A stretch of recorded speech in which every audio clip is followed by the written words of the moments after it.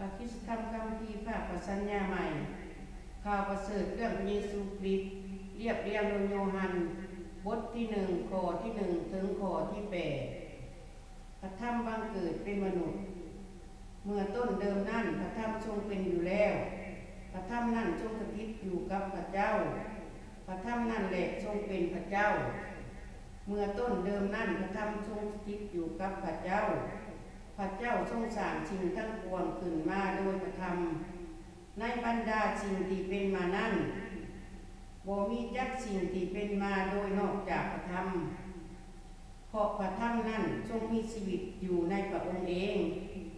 และชีวิตนั้นเป็นความสว่างของมนุษย์โลกความสว่างก็ส่องเข้ามาในมืด